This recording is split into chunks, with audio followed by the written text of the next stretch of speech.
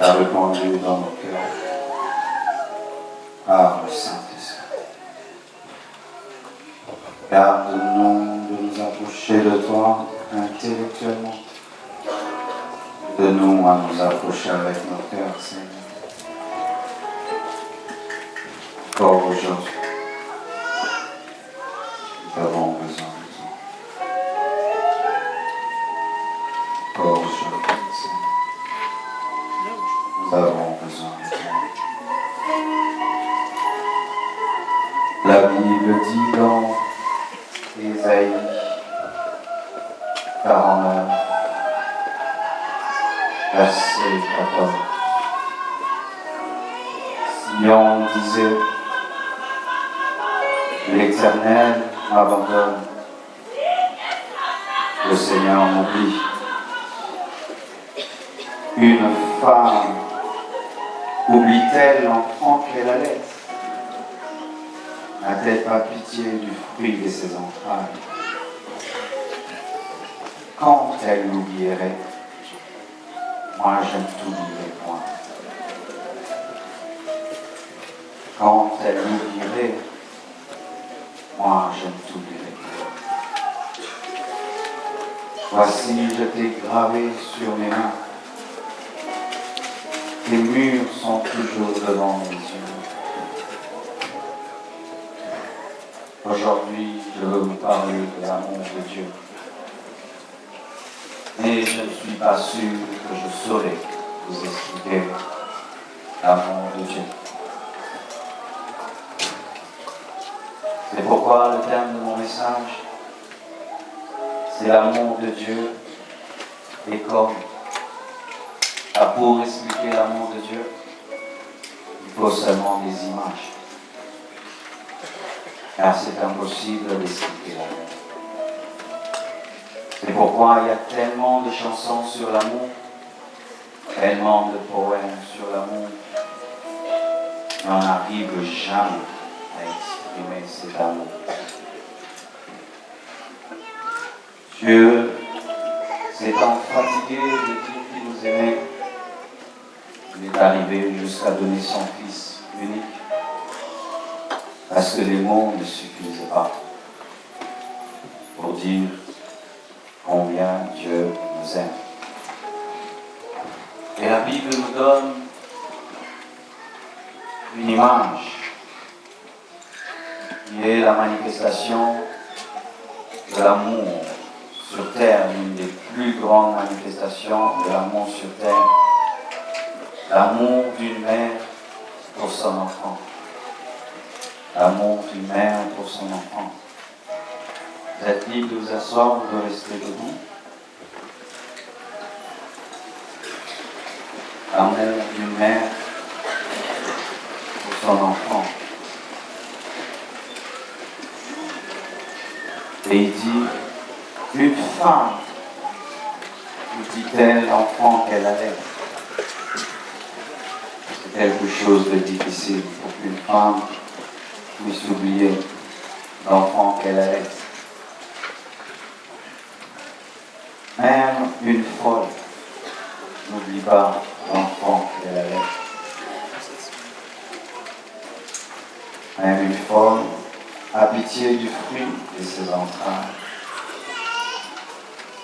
Et la Bible dit, quand même, une mère oublierait le fruit de ses entrailles. Dieu dit oui, il t'oublierait jamais. Jamais.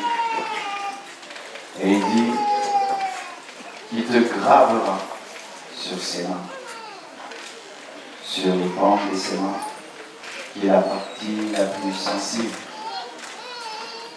et la partie qu'on utilise souvent, de sorte que chaque fois qu'il doit faire quelque chose, il n'est pas pensé à toucher. Il ne dit jamais que Dieu peut t'abandonner. L'amour de Dieu est comme l'amour d'une mère pour son enfant. Comme. Et aujourd'hui, je vais m'efforcer de vous présenter quelques tableaux, quelques images de l'amour de Dieu. De l'amour que Dieu a pour vous, a pour moi. Il y a une histoire que j'ai lue, j'espère que c'est fidèle. Un homme était en train de faire une vente aux enchères et il avait vendu beaucoup de tableaux, de grandes marques, de grands prix, à beaucoup d'argent. Mais à la fin, il y a un tableau qui est resté. On ne pouvait pas vendre. Pourquoi? Parce que tout le monde proposait un très bas prix. De sorte que le vendeur était déçu. Il sentait qu'il allait se retrouver sans rien en vendant ce tableau.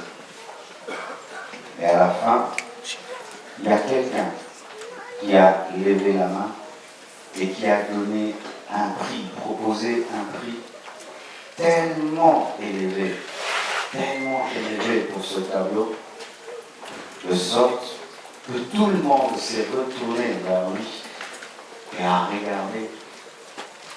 Et vous savez qu'est-ce que c'était? C'était le portrait d'un homme, ce tableau-là.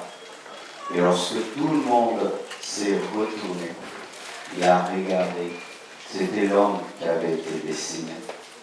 C'est pourquoi il avait donné le plus grand prix. Et dans ce monde, alors que le monde veut te vendre à des vils prix, à prix d'or, à prix d'argent, au prix de diamant, Dieu a donné le plus grand prix parce que tu es son image et tu es sa ressemblance. Le monde peut te traiter de tout. Le monde peut te vendre, t'acheter à vil prix, te rejeter même pour de si petites choses, ne connaissant pas ta valeur. Mais il y a quelqu'un qui connaît ta valeur parce que tu es son portrait. Tu as été créé à son image. Tu as été créé à sa ressemblance. Lorsque Dieu te voit, il se voit au travers de toi. C'est pourquoi il accepte de payer le prix que personne ne peut accepter. Le prix de son sang, le prix de sa vie. Bien-aimés frères, votre valeur ne dépend pas de ce que les hommes disent et de ce que les hommes voient en vous. Mais votre valeur dépend de celui qui vous a créé et de celui à l'image de qui vous avez été créé. Et si dans ce monde vous êtes le dernier tableau, pour Dieu vous êtes le plus grand tableau.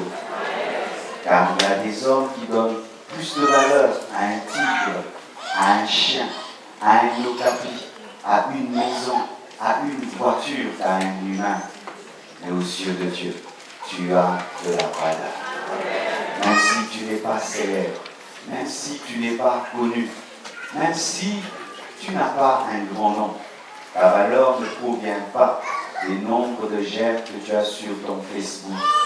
Ta valeur provient du Dieu qui t'a créé.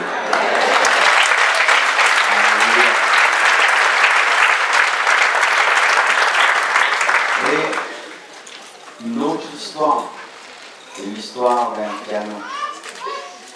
Un piano qui avait été vendu et revendu encore jusqu'à ce qu'il ne fonctionnait plus. Il jouait des notes désaccordées, de sorte qu'il est tombé dans les mains d'une vieille dame qui a fini par garer ce piano dans son grenier. Et un jour, un homme s'est levé à la recherche de ce piano. Il allait partout, dans chaque maison. Il posait des questions. Avez-vous vu un piano? Il décrivait ce piano. On lui disait, telle dame avait ce piano. Elle a fini par le vendre jusqu'à ce que l'homme s'est retrouvé devant la maison du dernier propriétaire. Il frappe à la porte. La dame se présente. Et il dit, Madame, avez-vous un vieux piano? La dame lui répond, Monsieur, si c'est pour l'arranger, je suis fatigué.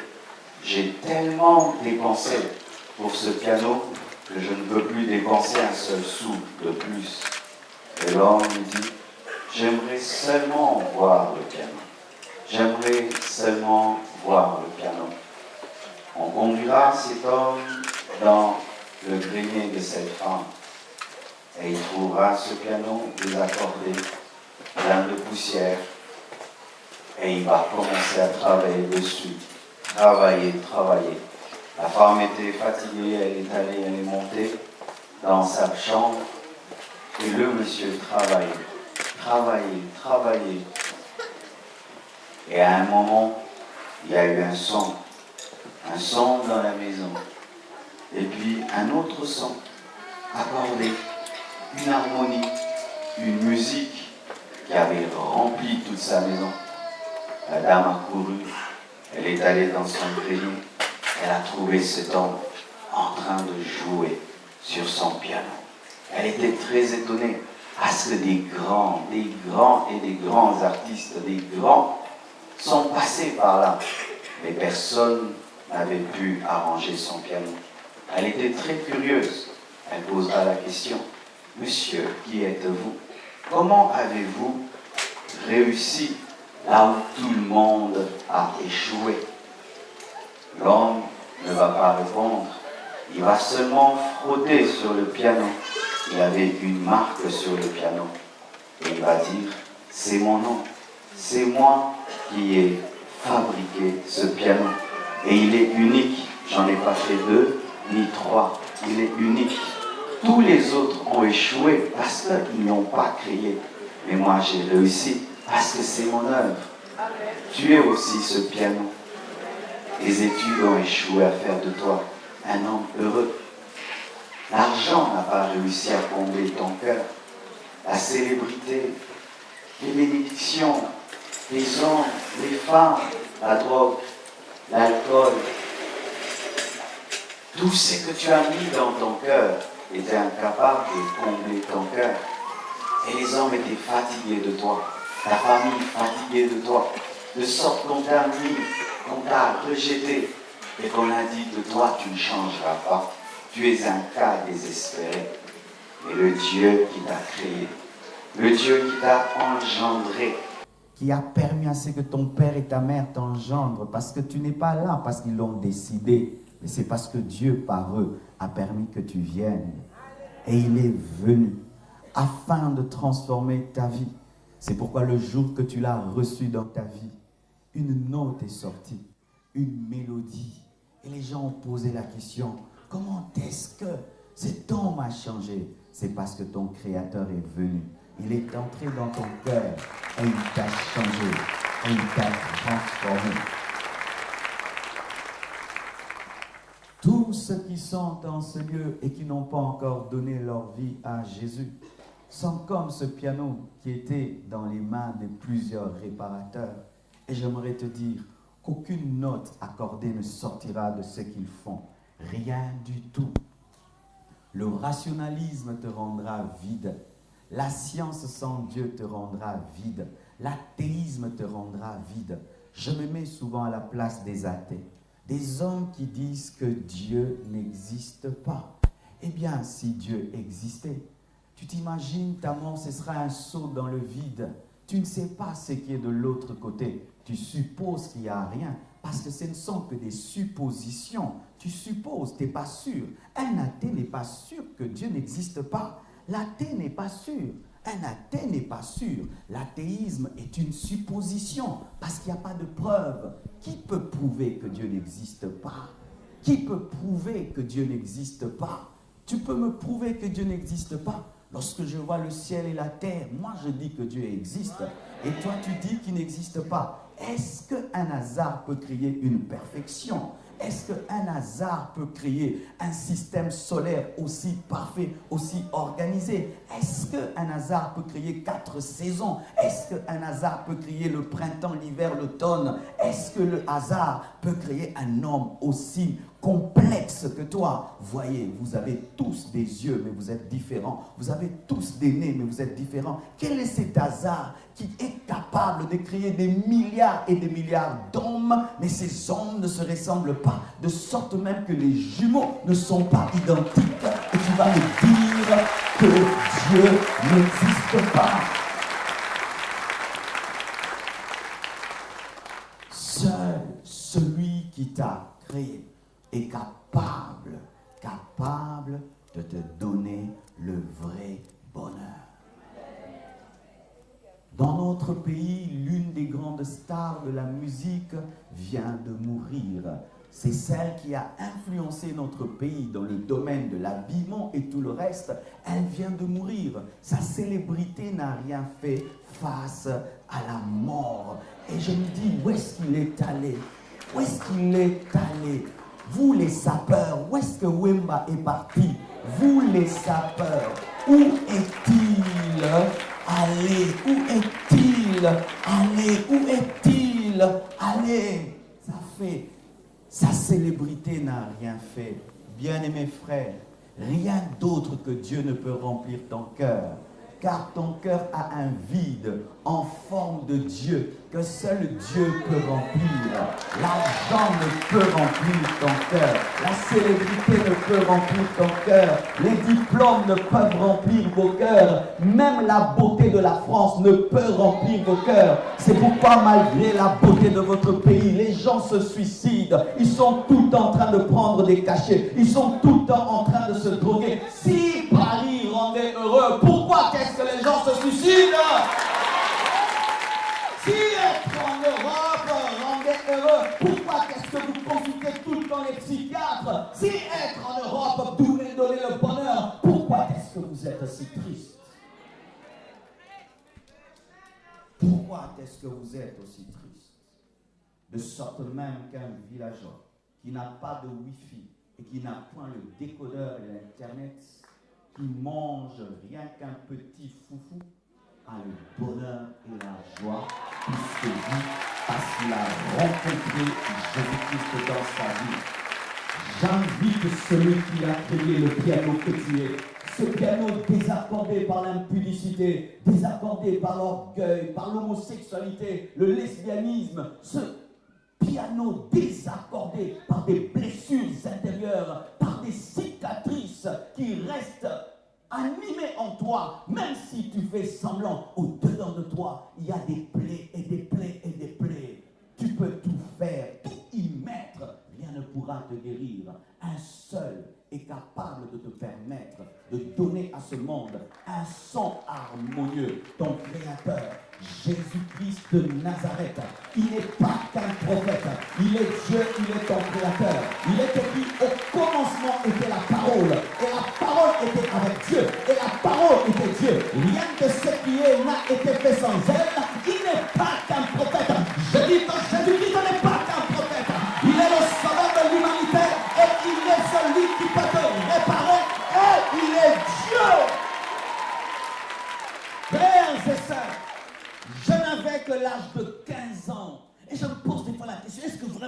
15 ans. Parce que le vide que je ressentais, l'angoisse qui remplissait l'âme de ce jeune homme de 15 ans, c'est comme si j'avais 40 ans. Il m'arrivait de ne pas dormir, de me poser des questions sur l'éternité, de me poser des questions sur l'au-delà, de me poser des questions sur le ciel et sur l'enfer. Et des fois même, j'avais peur lorsque je voyais des gens mourir, j'avais des questions. Mais le jour qui m'est apparu dans ma salle de bain et qui m'a dit « Marcelo, convertis-toi » et qu'il est entré dans ma vie, j'ai reçu la paix. Il était la pièce principale qui me manquait. C'est que papa ne pouvait me donner. C'est que maman ne pouvait me donner. Il me l'a donné. Même ton mari ne peut te donner ce bonheur. Ni tes enfants. Ah oui. Tu remarqueras toujours dans ta vie. Chaque fois que tu n'as pas une chose, tu dis lorsque je l'aurai, je serai heureux. Mais après que tu l'aies eu, tu dis lorsque j'aurai l'autre, je serai heureux. Après que tu aies eu, lorsque j'aurai, lorsque j'irai. Lorsque je posséderai, lorsque j'achèterai. À peine que tu as acheté une voiture, tu peux envier une autre voiture dans ta nouvelle voiture. Après que tu aies acheté une maison, tu peux envier l'autre maison du voisin. Pourquoi? Tu as un vide. Tu as un vide. Lorsque j'étais un jeune homme et que je suivais la télévision, je disais le jour que j'irai aux États-Unis, je me sentirai au paradis. J'étais déçu par mon cœur. Mon cœur m'a déçu, il m'a fait mal, il n'a pas été impressionné par les États-Unis alors que je venais de Kinshasa. Rien ne m'a impressionné, ce n'était pas grave. Vous savez pourquoi ce n'était pas grave? Parce que mon esprit est éternel et un gratte-ciel ne peut impressionner mon esprit. La seule chose qui impressionne mon esprit, c'est la présence de Dieu. La seule chose qui impressionne mon esprit, c'est la gloire de Dieu. Parce que dedans de moi, mon esprit sait que la nouvelle Jérusalem existe et une belle ville construite par des Américains est incapable de combler mon cœur. C'est pourquoi vous remarquez, tu étais à Kinshasa, tu dis quand je serai à Paris. Tu es à Paris, tu dis quand je serai aux États-Unis. Et puis en Australie et un jour au pôle Nord, pôle Sud. En soi, tu n'es pas en train de chercher un pays de ce monde. Tu es en train de chercher Jésus, mais tu penses que tu as besoin d'un pays. Tu vas de copine en copine. Je ne te sens plus, je ne te sens plus, je te quitte, je t'abandonne, je t'aime plus, je ne te sens plus. Ton problème, ce ne sont pas les hommes. Tu as besoin de celui qui a rencontré Marie de Magdala. Tu as besoin de celui qui a rencontré Marie de Magdala, qui a fait que cette femme était incapable de vivre sans Jésus, de sorte qu'elle a commencé à aller tous les jours dans le tombeau parce qu'on l'avait pris, ce qui était devenu sa vie.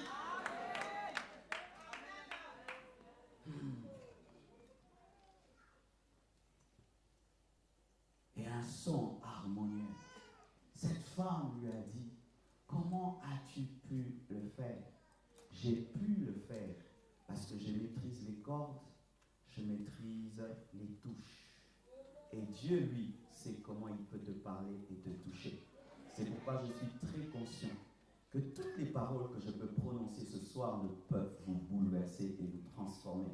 Mais je prie qu'au-delà de mes paroles, le Dieu qui vous a créé, que le Saint-Esprit touche quelque part afin qu'il y ait un bouleversement. Celui-ci se convertit parce qu'il est malade, l'autre se convertit parce qu'il sent l'amour de Dieu, l'autre se convertit parce qu'il est guéri, l'autre se convertit parce qu'il est baptisé de l'Esprit. Mais je prie que Dieu touche parce qu'il te connaît. Tu es son piano, mais l'unique piano. Il n'y a pas deux toi, il n'y a pas trois toi. C'est pourquoi il n'y a pas eu deux croix, mais une seule croix, parce que tu es unique et tu n'as pas besoin de deux croix. Et je voudrais te dire que la réincarnation n'existe pas. Tu ne reviendras pas parce que tu es unique. La Bible dit, il est réservé aux hommes de mourir une seule fois, après quoi vient le jugement. Tu n'as pas de vie. Et avant cette vie, tu n'étais pas un cafard qui est devenu un homme. Tu n'étais pas une fleur qui est devenue un homme. Il n'y a pas un autre toi dans une autre vie. Et il n'y aura pas un autre toi dans une seconde vie. Parce qu'il n'y a pas deux croix, il n'y a pas trois croix. Tu n'as que cette vie parce que tu es tellement spécial que Dieu ne peut pas te créer deux fois. Oh, gloire à Dieu. Gloire à Dieu.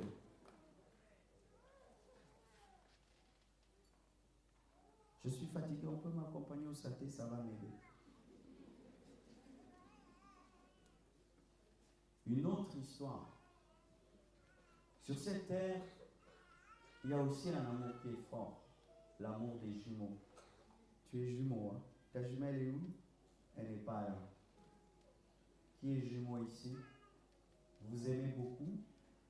Quand j'étais enfant, on avait peur des jumeaux. Pourquoi? C'était deux êtres bizarres.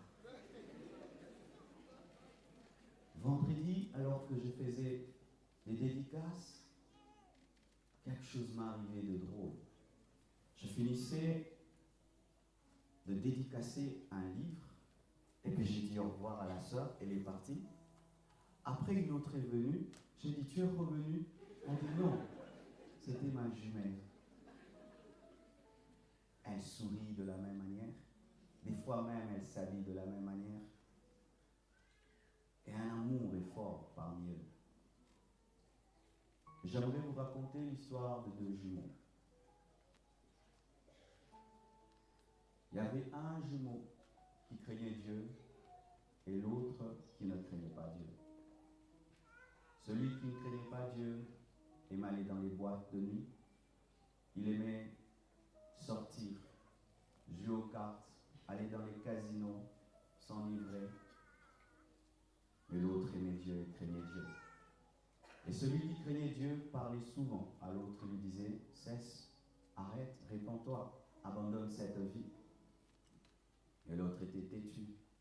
Et un jour, alors qu'il s'était enivré, il s'est battu et sous l'emprise de l'alcool, il a poignardé quelqu'un et la personne est morte. Il a couru où? Vers son grand frère, l'autre jumeau. Et lorsqu'il arrive à la porte, il le frappe à la porte. Il demande qu'on lui ouvre.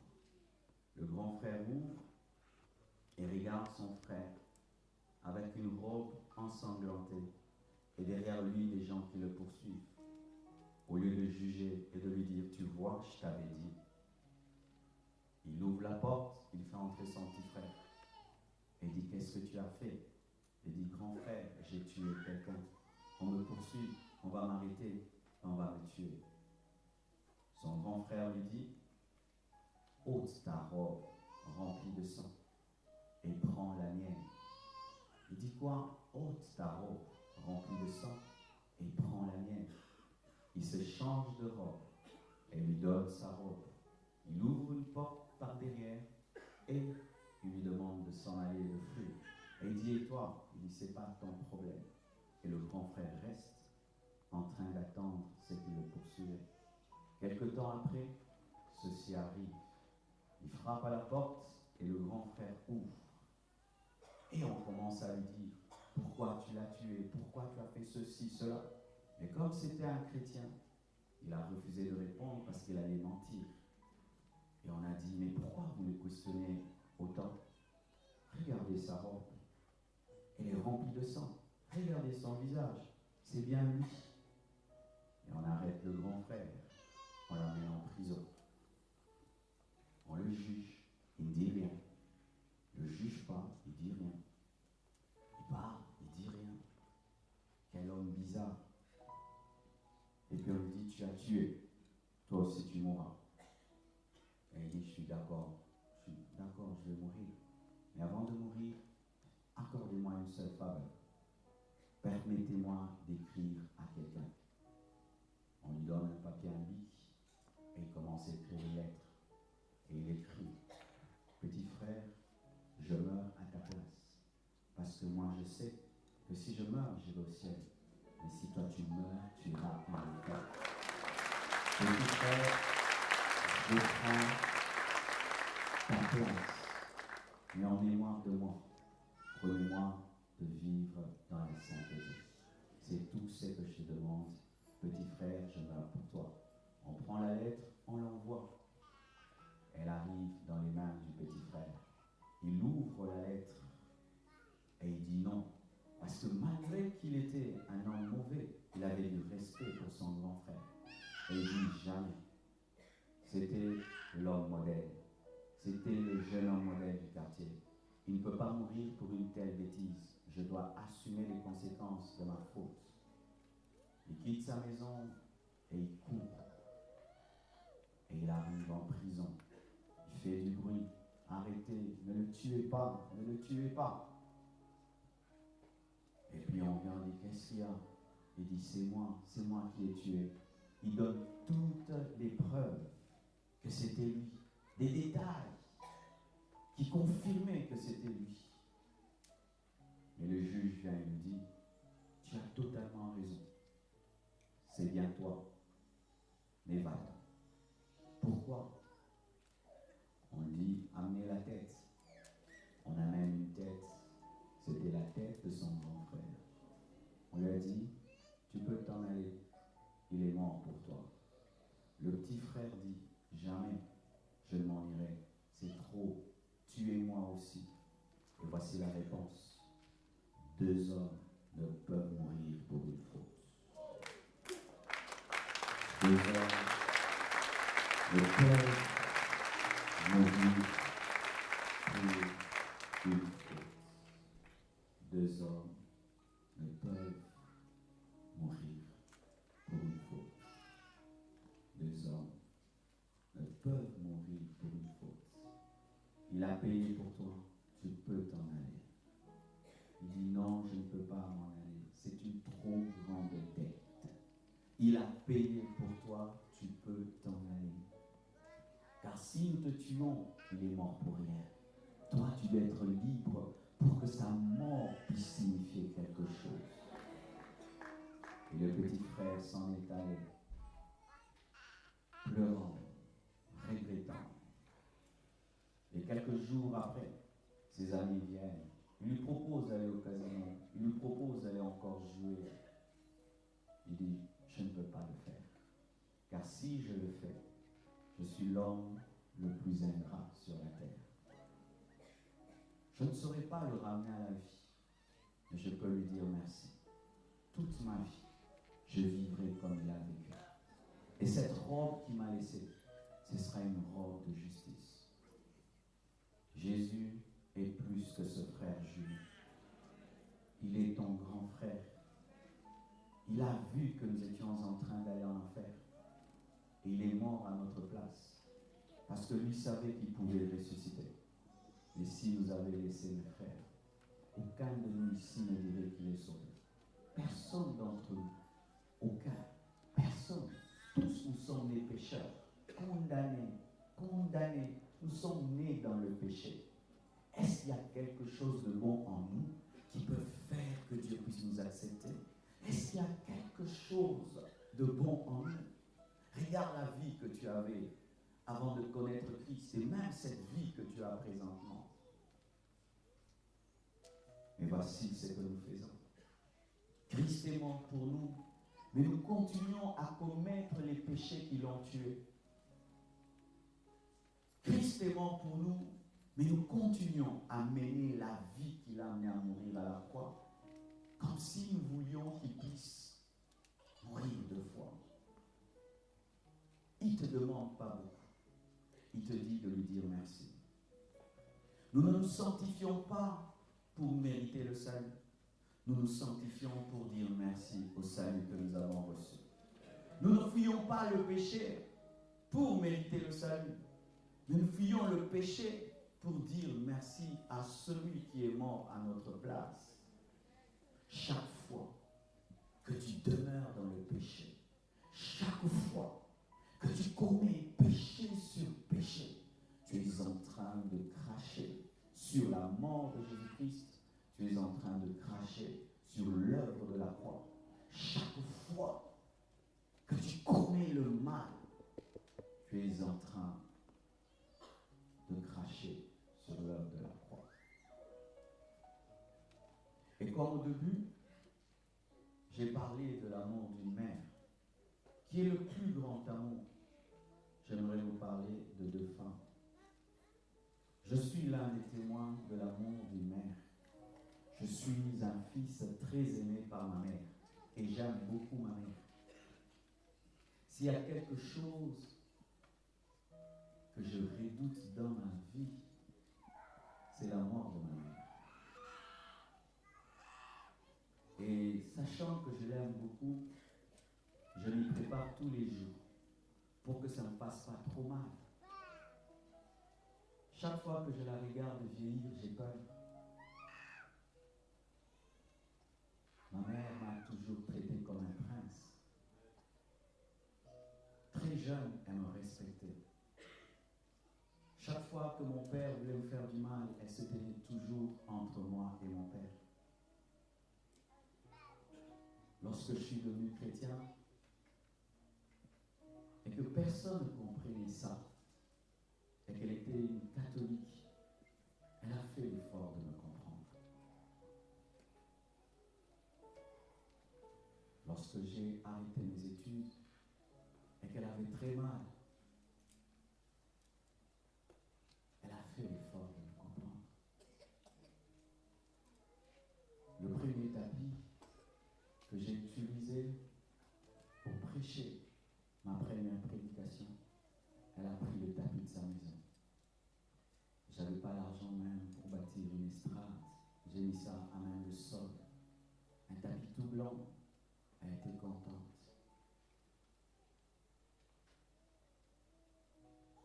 Et Dieu dit, si une mère peut oublier son enfant, ma mère ne peut jamais m'oublier.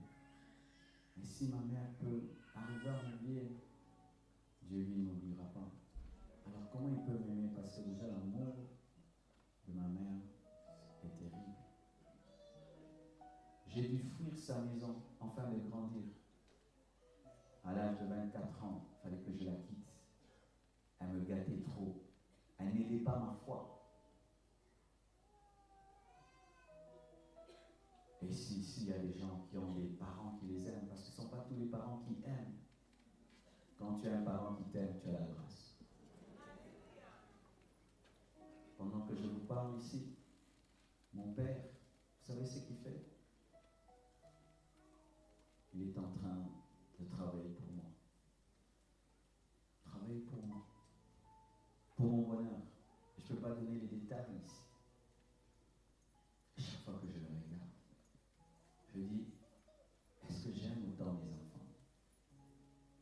Mais cet amour qu'ils ont pour moi n'est rien par rapport à l'amour que Dieu a pour moi.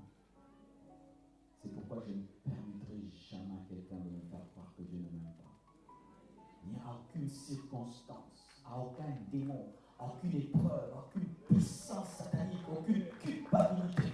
Rien ne peut le convaincre de cela. Si tu vas quelque part et on te dit que tu as rencontré ma mère et qu'elle m'a insulté, c'est pas elle. Et si tu vas quelque part, on te dit que tu as rencontré Dieu et il t'a insulté, c'est pas lui. Et il y avait une mère qui avait engendré un enfant avec un problème d'oreille. Il est né, il n'avait pas les pavillons de ses oreilles. Et je vous dis, c'est terrible pour une femme que d'engendrer un enfant avec un défaut. Parce que chaque fois qu'on insulte son enfant, c'est elle qu'on insulte. J'ai rencontré des mamans qui ont des enfants qui sont autistes. Il faut voir comment est-ce qu'elles sont à l'aise. Certaines sont très riches, mais elles ont perdu leur bonheur seulement parce que c'est son enfant. Des fois même quand tu la vois t'amener son enfant, elle aimerait être malade à la place de son enfant. Et cet enfant qui avait des oreilles, qui n'avait pas d'oreilles, on se moquait de lui.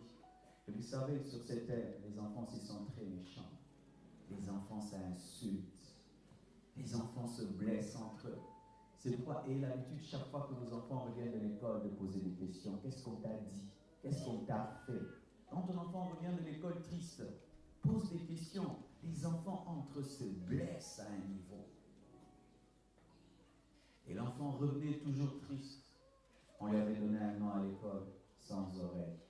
Sans oreille à une 0 sur 10. Sans oreille à une 2 sur 10. Sans oreille à jouer au football. Et vous savez, un enfant, Quand il ne reçoit que insulte sur insulte, il ne devient pas intelligent. Il a commencé chez l'école. Lorsque c'était l'âge pour lui de présenter une fiancée, sans oreille n'a jamais présenté de fiancée. Comment est-ce qu'il va dire une fille je t'aime? Et sa maman ne faisait que déménager et déménager. Mais les hommes sont les mêmes partout. Les hommes sont les mêmes partout. Ils ont tous les mêmes démons. Qui sont au Congo, en France, c'est pareil. La même méchanceté. L'égoïsme, cupidité, hypocrisie, méchanceté. Elle se dit alors, je vais voyager.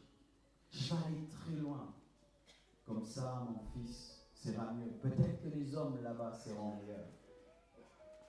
Et des années sont passées.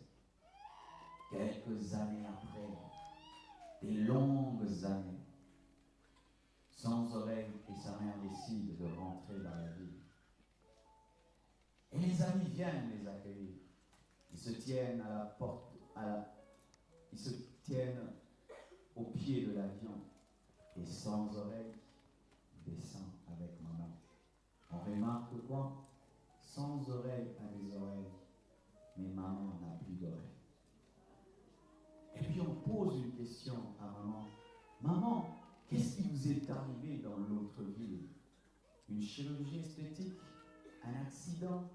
Qu'est-ce qui est arrivé? Un miracle? La mère répond, les hommes sont les mêmes partout. Même là-bas, on l'a insulté. Même là-bas, on l'a rejeté. Même là-bas, il a continué à échouer. Et j'ai regardé sa vie. Et j'ai senti que j'étais en train de perdre mon fils. Et j'ai regardé ma vie. Et j'ai vu que moi, j'ai fait déjà ma vie. Je suis allé voir un chirurgien. Je lui ai dit de m'enlever mes pavillons et de les donner à mon fils. Qu'il puisse se marier, qu'il puisse fonder une famille, qu'il soit heureux lui aussi. Jésus est plus que cette mère. Il a regardé ta vie. Il a vu que tu détruisais tout. Du riche qu'il était, il s'est appauvri pour t'enrichir. Il est mort nu à la croix pour que tu reçoives tout. Dans ses meurtrissures, tu as été guéri. Chaque fois qu'on le blessait, toi tu étais guéri. Il a porté une couronne d'épines pour que tu portes une couronne de gloire. Il est devenu homme pour que tu deviennes comme Dieu. Il a perdu sa place auprès du Père pour que tu sois adopté dans la famille de Dieu. Il a connu la mort pour que tu vives. Il a pleuré pour que tu ris. Il a pleuré pour que tu ris. Il a souffert pour que tu vives éternellement dans le paradis. Il a pris ta place et il a porté tes infirmités. Il a porté ta malédiction. Il s'est fait malédiction pour qu'en toi se manifeste la bénédiction de Dieu. Nul ne peut t'aimer comme lui. Nul ne peut monter sur une croix et te sauver. Et si même ma mère osait monter sur une croix, elle serait incapable de ressusciter pour ma justification. Même l'amour d'une mère a des limites. Elle peut pleurer, mais quand on t'enterre, elle ne va pas te suivre dans le tombeau. Mais Jésus te suivra dans le tombeau et il te ressuscitera au dernier jour. Je termine avec l'histoire d'une autre mère. Une mère, un jour, est allée au marché. Et lorsqu'elle est allée au marché, en revenant, elle trouve tout le quartier autour de sa maison en feu. Les gens criaient. Les gens criaient. Il est mort. C'est fini, c'est trop tard. Elle arrive, elle dit, qu'est-ce qui se passe? Où est mon enfant? On dit que son enfant est dans le feu. Et cette mère, malgré la chaleur, profitant d'une distraction, elle entre dans le feu. Elle cherche l'enfant, conduite par le son de ses pleurs et de ses cris. Elle prend son bébé. Elle met ce bébé dans son habit. Et elle sort avec. Mais en sortant, une poutre brûle son visage défiguré. Et cette femme, qu'est-ce qu'elle remarque? Ce beau garçon grandissant, commence à rejeter sa mère, refusant de l'inviter dans ses fêtes parce qu'elle est défigurée, refusant de recevoir maman parmi ses amis parce que maman est défigurée, parce que maman n'est pas présentable. Mais l'enfant ne connaissait pas cette histoire. Et un jour, sa mère lui dit, « Tu me rejettes parce que je ne suis pas aussi belle que les autres mères, mais je veux te dire pourquoi je suis ce que je suis. » Elle prendra une photo, elle montrera à son enfant et dit, « Regarde cette photo. » Elle dit, « Cette femme est belle. » Elle dit, « Cette femme, c'était moi avant de t'aimer au point de perdre ma beauté pour toi. Je suis allé te chercher dans le feu et j'ai perdu ma beauté pour toi. Mais toi, pour me remercier, à chaque anniversaire, fêtant ta vie alors que tu devais mourir, c'est moi que tu blesses. » Et cet enfant demandera pardon. Et au prochain anniversaire, la première personne qui était présentée, c'était maman. Voici ma mère. Même si elle n'est pas aussi belle que les vôtres, mais je suis sûr qu'elle m'aime plus que les vôtres. Et je ne suis pas sûr que vos mères puissent accepter, peuvent accepter ce que la mienne a accepté pour moi. La Bible nous dit au sujet de Jésus, lorsqu'il était à la croix, lui qui était le plus beau entre 10 000, la Bible dit qu'il n'avait plus de beauté ni d'éclat pour nous attirer, parce qu'il avait été défiguré par l'agonie de la croix, parce qu'il t'a aimé. Mais toi, qu'est-ce que tu fais? Partout où tu vas, c'est lui que tu caches. Tu caches Jésus à l'université. Tu caches Jésus à l'université. Tu caches Jésus là où tu travailles, dans ton quartier, dans ta famille. Lorsque tu vas dans des fêtes très très chic, tu fais semblant de ne pas être chrétien. Alors que celui qui te donne la vie, celui qui te donne le souffle de vie, mais celui que tu blesses tous les jours, décide comme cet enfant de présenter maman partout. C'est pourquoi nous aujourd'hui on a porté des polos 100% Jésus. 100% Jésus. Et bien, j'étais étonné par ce que nous avons fait. Depuis hier, j'ai commencé à porter dans votre ville un blouson écrit 100% Jésus. Et à l'hôtel, j'ai vu des gens s'approcher de moi et me dire, vous êtes un groupe gospel? J'ai dit non, nous sommes des chrétiens.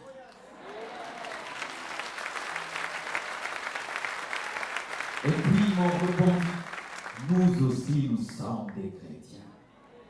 Et lorsque je prenais mon déjeuner et qu'on était très très nombreux dans la salle en train de prendre les déjeuners, pas moyen de dire asseyez-vous, je vais prêcher.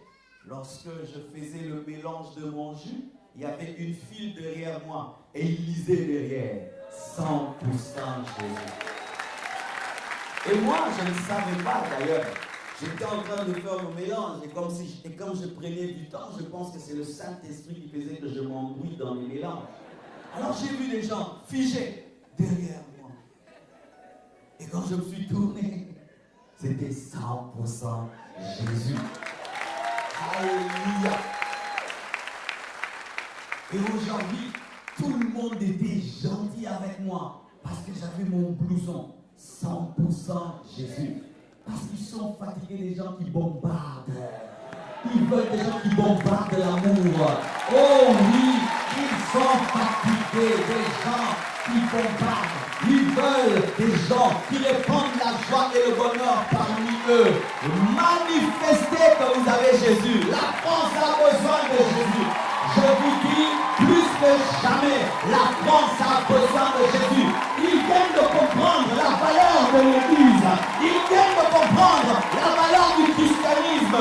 Que le Dieu de cette ville est un Dieu d'amour. Est un Dieu d'amour.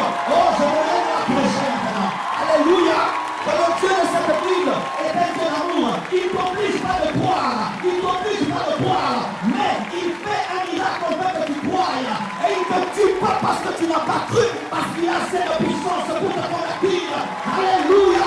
Il ne te met pas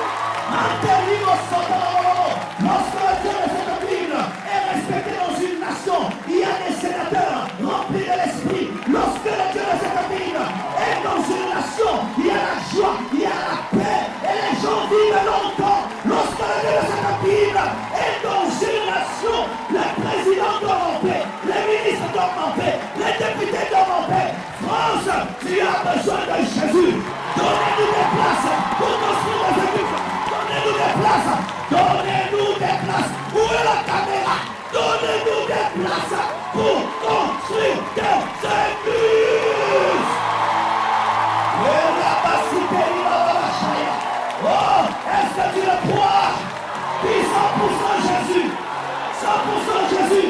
Dis 100% Jésus. Dis la France a besoin de Jésus. Présentez-les. Ils ont besoin de lui. Hier, Pierre, angulaire, rejeté par les baptiseurs, mais ils se rendent compte. Ils ont construit, mais ils ont oublié Jésus. Ils ont construit les gratte-ciels, ils ont oublié Jésus. Et maintenant, ils se rendent compte que leurs enfants n'avaient pas besoin seulement que des belles études. Ils n'avaient pas besoin seulement que des autoroutes. Ils avaient besoin du bonheur. Mandela Bachaya. Tu n'as pas besoin de tuer pour aller au paradis.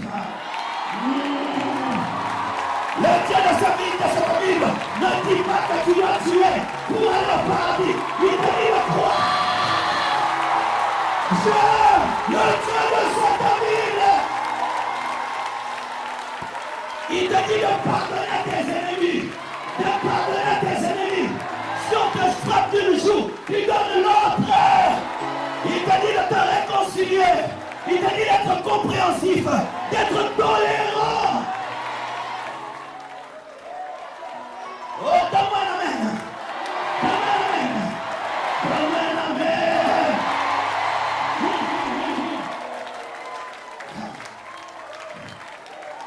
Écoutez. Il est le maître des circonstances. Le maître des circonstances est celui qui dribble et qui te passe afin que tu marques. Il voulait que Joseph soit plus grand que ses frères, mais il savait qu'il ne pouvait pas accepter. Mais s'il les affamait et il plaçait Joseph au-dessus de ses frères, ils vont accepter de se prosterner pour la fin. Pareil aussi, ils ne pouvaient pas accepter Jésus, mais les autres nous ont aidés. Non, ils nous ont aidés, ils nous ont aidés, ils nous ont aidés, ils nous ont aidés. Oui, ils nous ont aidés. Parce que maintenant, les gens commencent à comparer. Les gens commencent à comparer. Mon fils va là-bas, il devient doux. L'autre va là-bas, il devient méchant. Jésus te remplit d'amour. Jésus fait de toi une personne attirante. Une personne qu'on aime. Quand on te voit, on est heureux. On est heureux. C'est pourquoi je te dis de recevoir Jésus comme ton Seigneur et ton Sauveur. Il te donnera la paix que la Constitution ne peut te donner, la joie que la Constitution ne peut te donner. Chrétien, c'est l'opportunité pour un puissant réveil.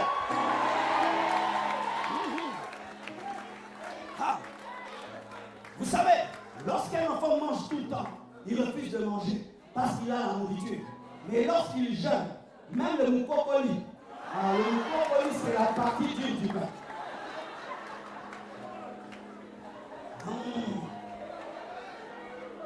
Il faudra acheter les dictionnaires en ligne là. C'est la partie dure du pain. Tu vas commencer à l'envier. Et il en est de même. Lorsque l'homme est tout le temps dans la paix et dans l'aisance, il n'a pas le temps d'entendre Dieu. Et des fois, Dieu permet les choses pour te dire que tu as besoin de lui. Bien aimé frère, aujourd'hui vous avez compris que vous pouvez mourir à n'importe quel moment. En un clin d'œil, tu peux disparaître. Mais celui qui a Jésus n'a pas peur. Il sait que même s'il meurt, il ira au ciel. Il sait que même s'il meurt, il finira au paradis. Il sait que même s'il meurt, son nom est inscrit dans le livre de vie. Alléluia. Bien-aimé, c'est le temps du réveil. Présentez Jésus. Présentez celui qui est plus que la maman. Présentez l'œuvre de la croix. Chantez dans les métros. Prêchez dans les métros. Prêchez à l'école. Prêchez à l'université. Prêchez au travail. Parlez de lui. Remplissez les stades. Je dis, remplissez les stades. Faites des marches de paix, des marches de joie, des marches d'amour. Faites des marches de paix et de joie. Toutes choses concourent au bien de ceux qui aiment Dieu. Dieu est le Dieu qui récupère toutes les situations afin de faire éclater sa gloire. De sorte qu'il a récupéré la fête de la moitié. moisson pour envoyer le Saint-Esprit.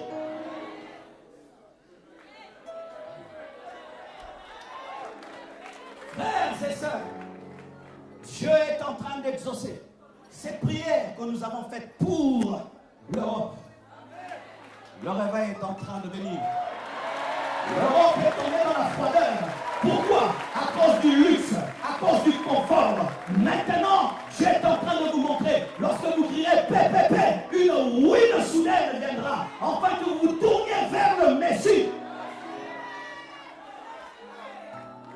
Allez dire cela, partagez cette vidéo, dites-le.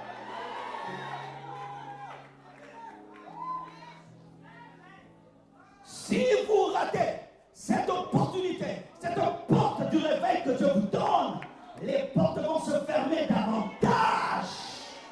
Vous devez exploiter ce moment-ci afin de présenter le Dieu d'amour. Le Dieu d'amour. Le Dieu de la Bible, c'est un Dieu d'amour. Un Dieu de paix. Lorsque l'Amérique était fondée sur la Bible, c'était une nation des puissants serviteurs de Dieu. Et lorsqu'une nation rejette Dieu, l'athéisme, le rationalisme, alors le malheur vient.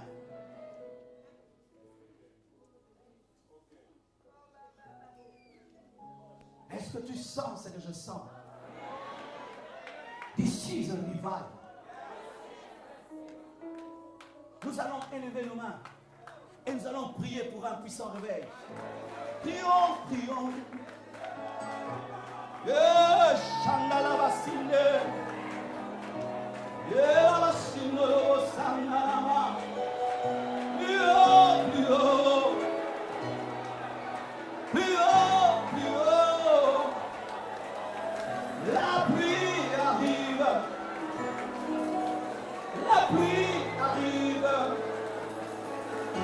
La pluie arrive. La pluie arrive. La pluie arrive. La pluie arrive. Alors, Soto, la pluie arrive. Demande la pluie.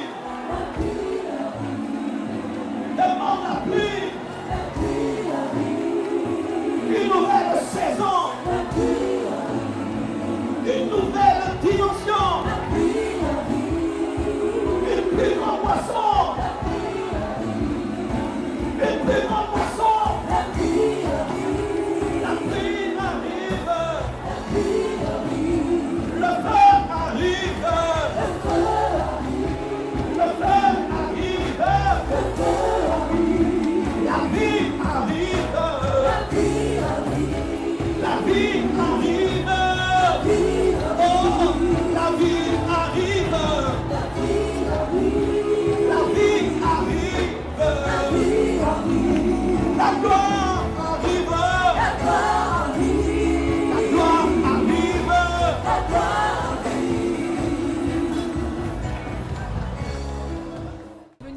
Tu es venu de Nantes alors pour assister à cette soirée de gloire. Et alors, voilà, je vois que tu fais même partie du membre de protocole. Qu'avez-vous pensé de cette soirée? On a vraiment été bénis, on a vraiment été bénis. Et je ne regrette pas d'être venu d'ailleurs. Et j'encourage vraiment chacun de partager l'amour, d'exprimer l'amour autour de soi, 100% Jésus. On reste connecté. C'était vraiment fort. C'était magnifique. J'ai jamais été aussi touché. Moi aussi. C'était vraiment puissant. Gloire à Dieu. Et vous aimeriez revenir si c'était à refaire? Oui, ça c'est sûr. C'est même pas à demander. Et Rifine, qu'est-ce que tu as retenu en particulier par rapport à aujourd'hui, le message d'aujourd'hui?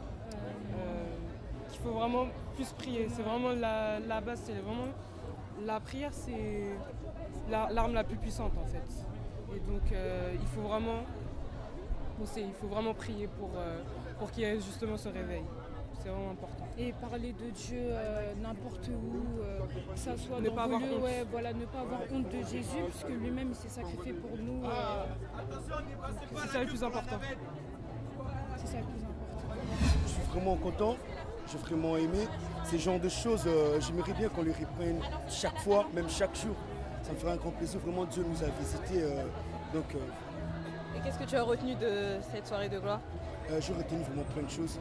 Nous ne devons pas cacher les Seigneurs, nous devons présenter les Seigneurs aux gens, parce qu'il y a beaucoup de gens qui ont besoin de connaître les Seigneurs. Tout, franchement, c'était très exhortant, très édifiant. On a besoin de ça. Et puis à Nantes, il faut qu'on crée un réveil. Donc on vient ici, on apprend beaucoup et on va porter ça à Nantes. On va porter les fruits à Nantes en fait. Voilà, on va essayer de faire une évangélisation, on va essayer de faire un réveil sur Nantes par la grâce de Dieu parce que nous on peut rien. Je puis tout par celui qui me fortifie. D'accord, et qu'est-ce que tu as retenu de cette soirée de gloire aujourd'hui? Vraiment, j'ai retenu vraiment l'amour de Dieu. J'ai vraiment eu des meilleures images quand on voit que Dieu a porté notre robe plein de sang. Vraiment, c'est des images qui nous expliquent bien les choses. On a besoin de ça. Surtout nous les jeunes, on a besoin de choses plus concrètes. On est moins dans les écritures, on a besoin de... Voilà. Donc voilà, nous venons de terminer, de clôturer la soirée de gloire. Par la grâce de Dieu, ça s'est très bien passé. Et comme on nous l'a prêché, on nous a parlé de l'amour de Dieu. Et donc voilà, nous vous invitons vous aussi à manifester l'amour de Dieu partout là où vous êtes. Vous aussi, reflétez Jésus-Christ. Et par la grâce de Dieu, il y aura encore d'autres soirées de gloire dans d'autres pays et même en France encore. Dans